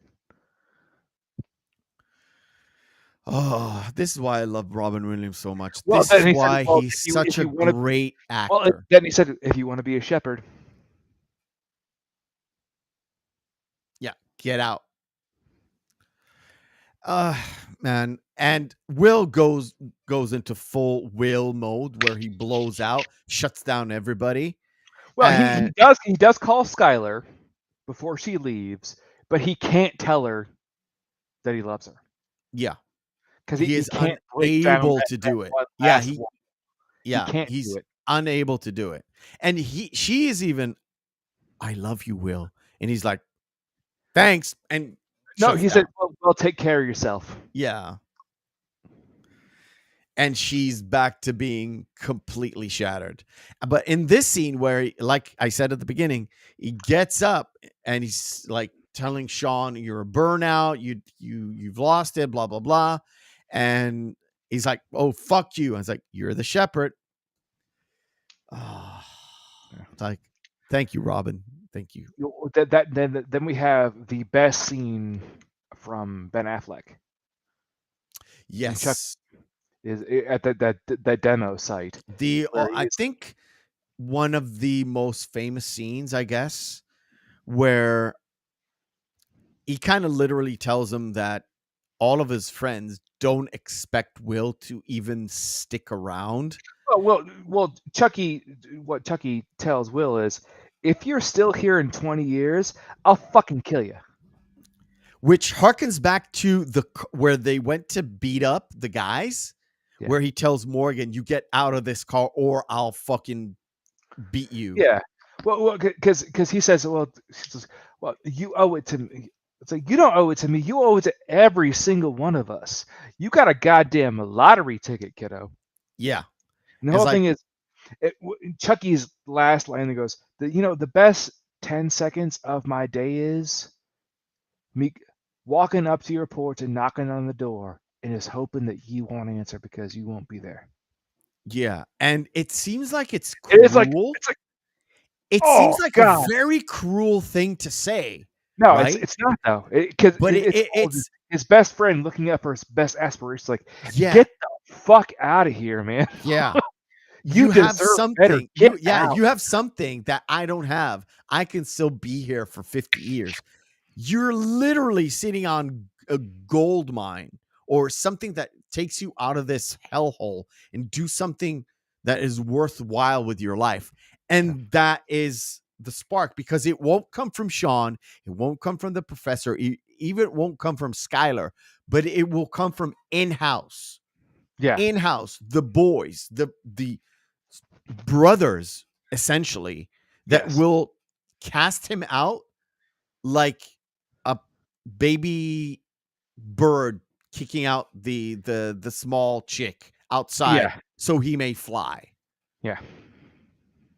Well, Um and then right after that, you have that, and then it follows up with the scene again with Lambeau and Sean, where they have yes. their big blowout there. Yeah, their massive blowout where all the professor wants is for Will to do something with himself, but Sean knows that you cannot push Will to do anything. Yes. Well, and Sean knows it, but Lambeau is trying to push him to be more than he could be because he sees in Will all that he could be. Sort of like, again, a parent, one of those parents who, oh, I wanted to be a basketball player, but I could not make it. But I've got this son or this daughter. So Yeah. they push him towards that, or towards acting, Drew Barrymore's mom, or towards anything that I couldn't do. The Yes. whole pageant babies, Yeah. that's moms who couldn't make it because Tiger they're moms. Yeah. uglies.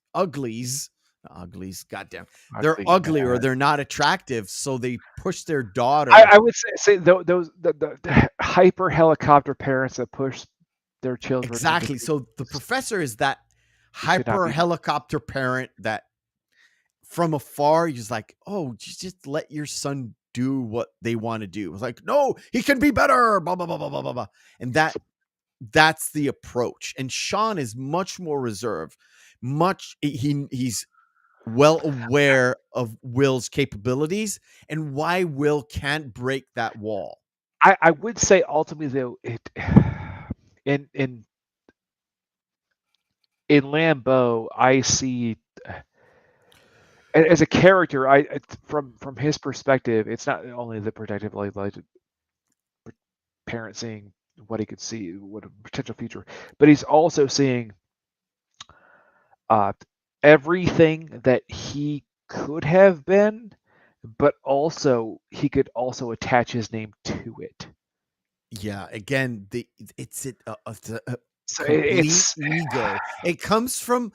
It doesn't come from a good place where no, all I it want to does. do It is does help not. Will.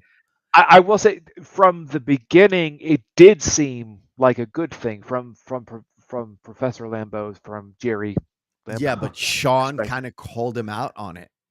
Yeah, And from there, we as an audience know, oh, this is where he comes from. Yes, well, and it's also when Sean calls him out, it's like, you arrogant fucking prick. You're gonna push him and push him and push him and push him away. Yeah. And what do Jerry and Sean retort to? Their remarks and retorts go back to their childhood arguments. Yeah, they're hashing the old They're argument. they're hashing out arguments that have been going on for 30 fucking years. Yeah, between the two of them. And of course, we have.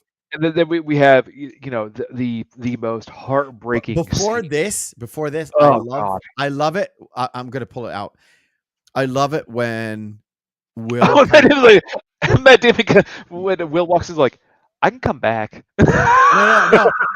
That's a funny moment, but the fact that when Sean and Will kind of talk, and Sean kind of opens up the record and kind of really looks at the pictures of the abuse. Oh, well, that's right after that. Yeah. Where he talks to Will, and he's like, and Will kind of first divulges the horror. He puts down a belt. Sean also tells him about his history with abuse with his dad, where he got beat just because he wanted to defend his mom. Yeah, well, because he said, well, what did they offer? It was the switch, the wrench, and the belt. And Sean says, I'm going to go with the belt because that's the easy. Will says, I'm going to go with the wrench because fuck him. Fuck him. Yeah. Yeah.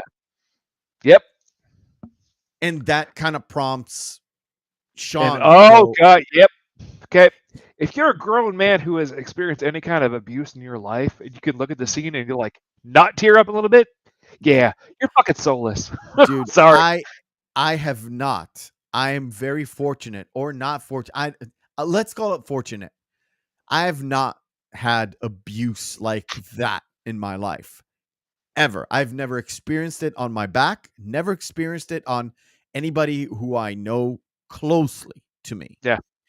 Friends who are no longer friends, whatever. I've not had hands-on experience with that kind of abuse. This was very rough on me.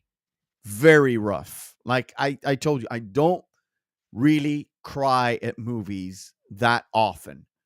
This one, I didn't cry, but I was like on the fucking verge.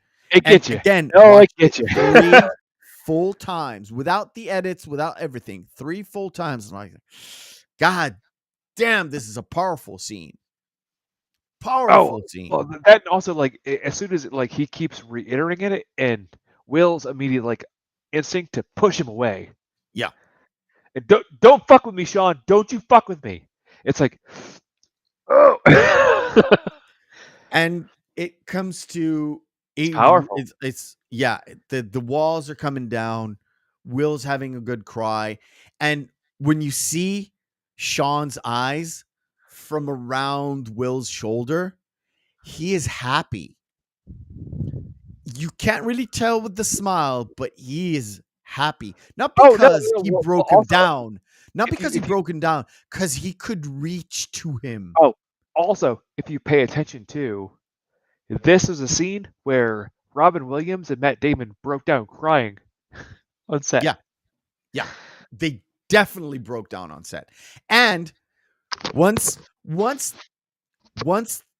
the fucking tears went out, Will asks him a question. Does that breaks our patient therapist therapist kind of thing? Like, and only if you grab my ass. And it just, that's what I love, where you have a very, very, very emotional moment, really testing it out. You see all my feelings here with real tears in his eyes. Yep. And Robin Williams brings it all back to like, you got to have some levity in your life. You can go super dark dealing with absolute horror, and then you can alleviate that with a tiny bit of comedy. Definitely an ad lib. If Matt Damon and Ben Affleck wrote that, kudos to him. I'm gonna go with a pure Robin Williams ad lib. That was actually a pure Robin Williams ad lib. You got it, man. It's just it's so Robin. It's so Robin. By the way, in the scene, I don't know if they framed it this way, but it's Gus Van Sant and his cinematographer. The boat is there. The painting is there. Yep. It's there. Every book is there as well in the painting, because you got it.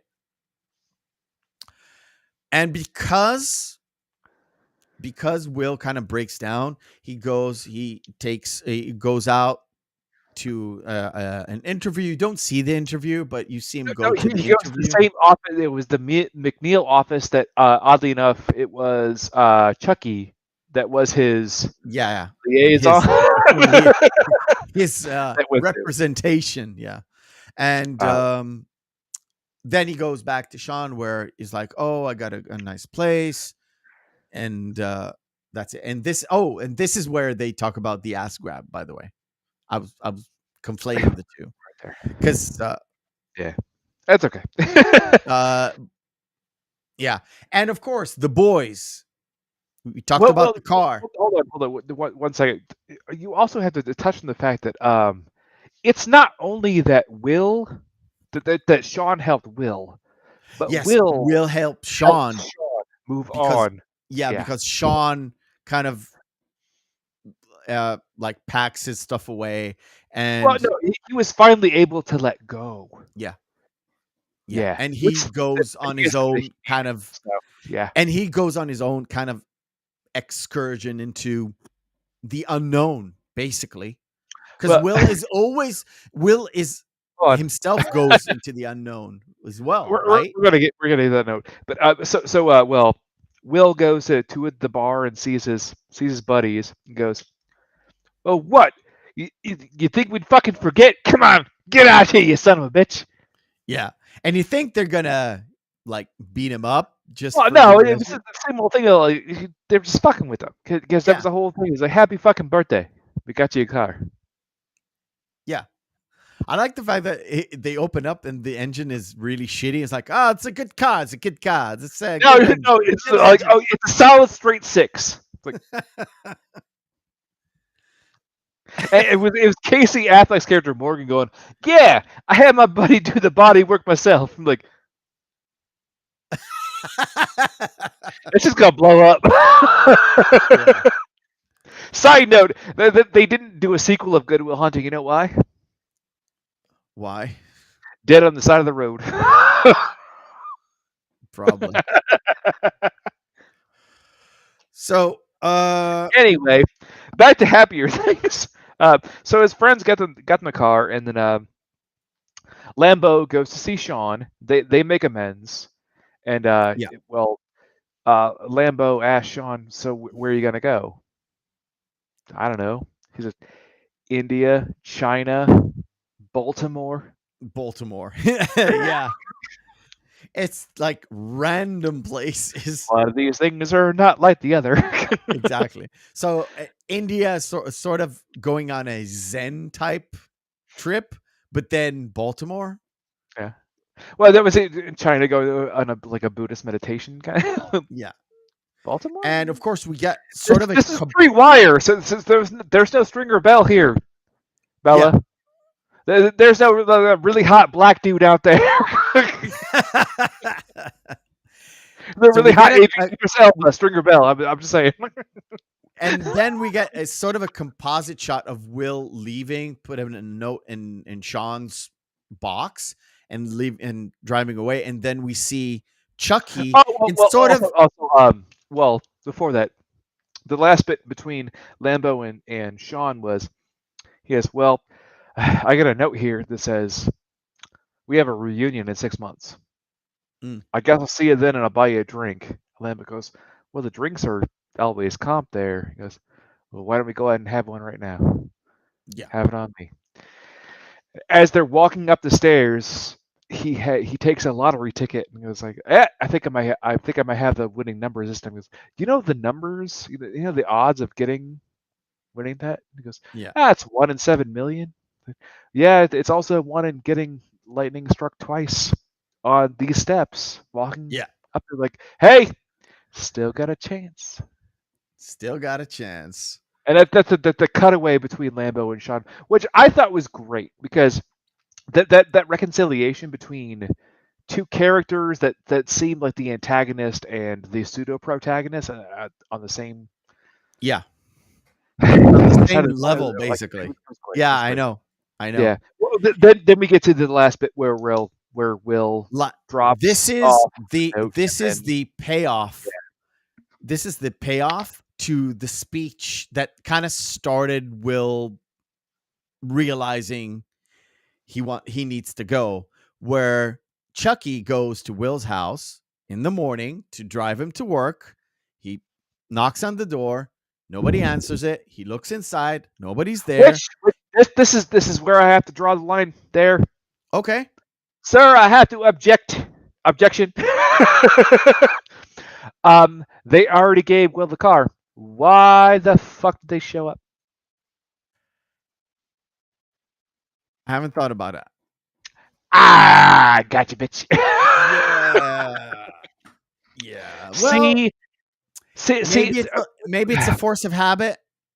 Now, what should have happened is going with the original bit of the script before rewrites was when Sean left, he asked Will, "Do you want to see about a girl?"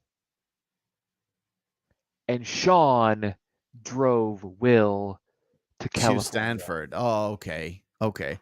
I like the I do like Ben Affleck realizing. I love this ending is fantastic if you just take out the scene where they gave him a car. See, Okay. Oh, I get it. I get it. It's a bit. Okay, I get it.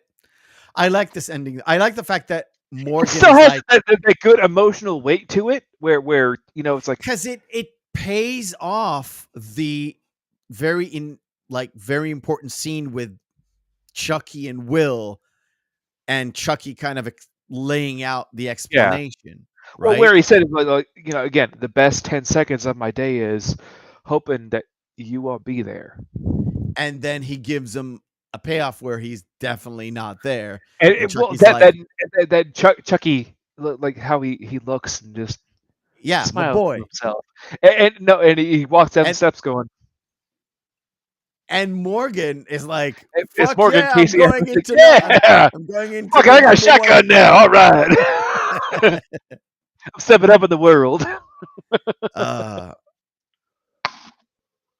And Anyway, the last note was the note that Will leaves to Sean. yeah, this Like, sorry, tell the professor I'm sorry. I had to go see about a girl. and Sean's like, "Son of a bitch, stole my line." My And that would line. be That was the line that was was improv by Williams, and that's how the film ends. It ends. It fucking ends, and it was fucking awesome, man. God damn it! Uh, What a great fucking film. Oh, yeah. It was, just to summarize, okay? Just to summarize. It was wonderful to watch it again. It was I'm not gonna lie, 3 times this week, and it was just it flew by. It flew by. It's a couple of hours, and it literally flew by. There was no quiet moment. There was not any moment that I didn't want to watch again. It was just pure joy.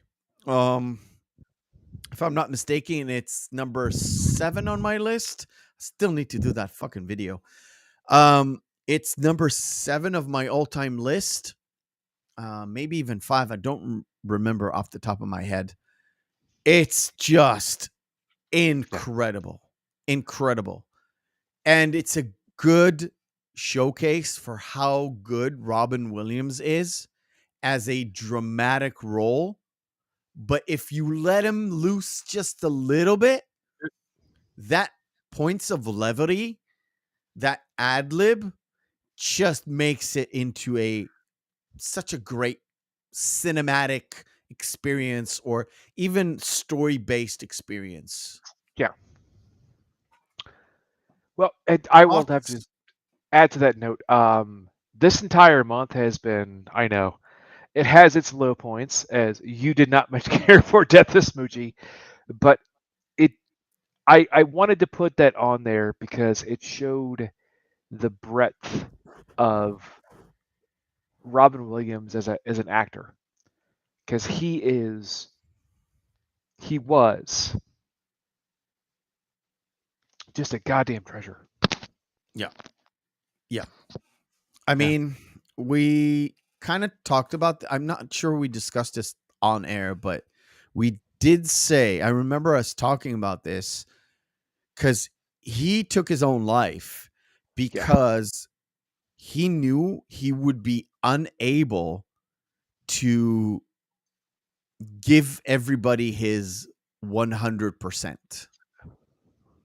He knew that the disease he had would ravage his brain so much that he would not be able to give you those quips, those things that made him Robin. Yeah. So, hats off to you, Robin Williams, as in the week that we lost fucking Ray Liotta. Yeah. And the drummer from fucking Depeche Mode, and the God. guitarist from Yes. I think it was a guitarist or bass player. Bass player from Yes, which, by the way, he was the one who did Roundabout, which, Yes, dude. And we have to give homage to those people who impacted our lives through the media of movies or television or music, and again, disregarding their personal life, putting that aside, because we knew them not as Robin Williams the person, we knew them as Robin Williams the actor, Ray Liotta as the actor, the drummer, that they gave us a piece of work that was not only them, but they poured their soul into. That's what we experience, and we can Hey. re-experience it over and over and over again. And that's why we wanted to do Robin Williams month. At least what I wanted. And I think all my feelings kind of agreed with me. And Which, by the way, go ahead and sign the petition to have the statue built on the bench Yeah. where they actually had that filmed, because they actually I think it's still an active petition if they haven't actually. If it's still active, I'll try and put the link in the description down below later on. I can't put it right now. Yeah. But if you care to, on my channel, I started a project which I kind of abandoned because I have some stuff. There's a tribute to Robin Williams. It's a 7-minute video tribute to Robin Williams on the channel. Just look for it. I went with most of his comedic roles, but the scene in Good Will Hunting is in there. The good bits, or at least the bits that I could put in there in terms of copyright stuff. It's just my thank you to him. So before we end the show, we're gonna watch a short version of Good Will Hunting. Okay, here we go. The short version. I'm hoping that one of you might prove it by the end of the semester.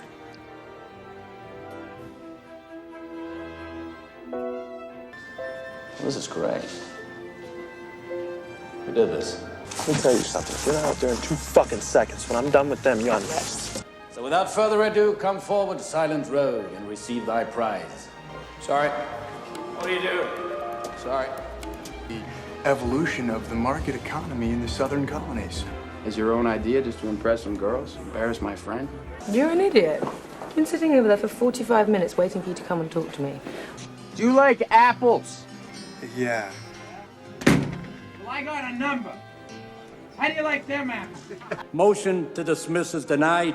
$50,000 bail. What? Look, buddy, 2 seconds ago you were ready to give me a jump. A jump? What background? Well, you're from the same neighborhood.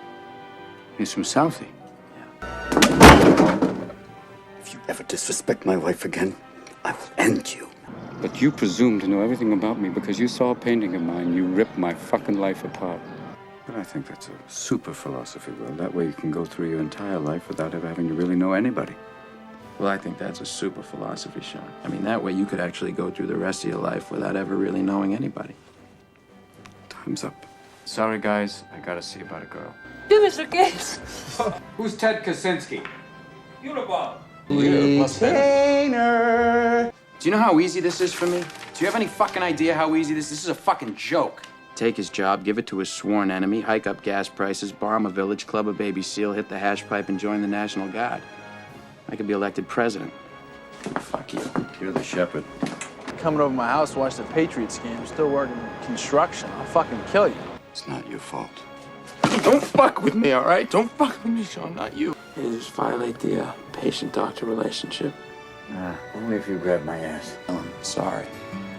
I had to go see about a girl. Son of a bitch. You stole my line.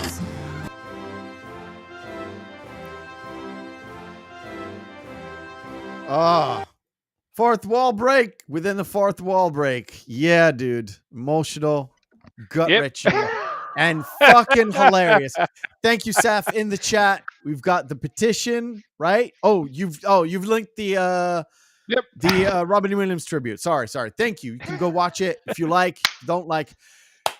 Ladies and gentlemen, we have come to the close of Robin Williams month. Next month is my birthday month. We're going to start off with a Fantastic movie that I haven't seen in a long time by